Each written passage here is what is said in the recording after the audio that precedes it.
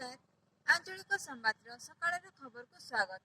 आम आखपाखे घटिथिबा घटना और विभिन्न विषयर खबर सह मु ज्योतिरेखा। साहित्य ही मानवीय संवेदनार मार्मिक अंतरात्मा को परिमार्जित करे समावेशी राष्ट्र गठन निमंते छात्र छात्री तथा युव समाज साहित्य मनस्क हेबा अत्यंत सुखप्रद। जो सभ्यतार साहित्य जेते सुदृढ़ से सेते विकसित। विश्व मानचित्र रे परिपुष्ट साहित्यर प्रतिनिधित्व जुगे जुगे मानविकतार मंत्र को शांति पथरे अग्रसर करि पारिछि। माटी माँ मनीषर स्वर को लेखनी मुनरे परिस्फुटन समय आह्वान बोली मत प्रकाश पाइछि। बलांगीर जिला लेखक परिषद और संवाद साहित्य घर शहीदोलार मिलित आनुकूल्य स्थानीय शिक्षा सदन परिसर रे सारस्वत समारोह और वृक्षारोपण कार्यक्रम अनुष्ठित हो जाइछि। परिषदर सभापति जयकुमार आचार्य अध्यक्षतार अनुष्ठित प्रथम अधिवेशन रे संपादक सुशांत पाक प्रारंभिक अभिभाषण प्रदान करथिले।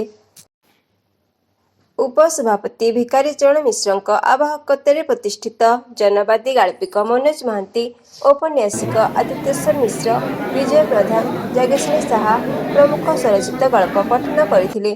सामाजिक कार्यकर्ता मृत्युंजय साहू अतिथि परिचय देइथिबा बेले शिक्षानुष्ठान प्राचीर पत्रिका धारा अतिथि मानक द्वारा उन्मोचित होइथिला।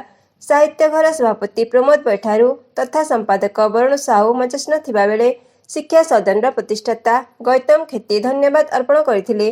द्वितीय अधिवेशन रे अनुष्ठित कविता आसर रे कवि रसराज अच्युत पुरोहित अध्यक्षता करथिले। अध्यापक दिलीप पसायत, परिषदर उपसभापति संदीप कुंवर, मधुसूदन दास मंचासीन थिबा बेले कवि अर्जुन साहू, पुष्पांजलि मेहेर और आलादिनी पाणिग्राही संयोजन करथिले।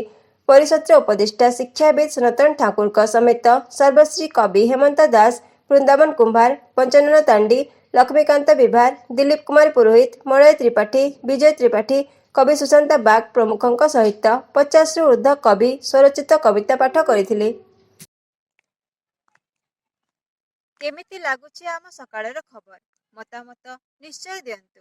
आपण जदि सब्सक्राइब करिनांते तेबे सब्सक्राइब बटन को टिपी बेल आइकन सह ऑल को एथर आम सकाळर खबर पहुंची जेबो आपनक नोटिफिकेशन बॉक्स रे।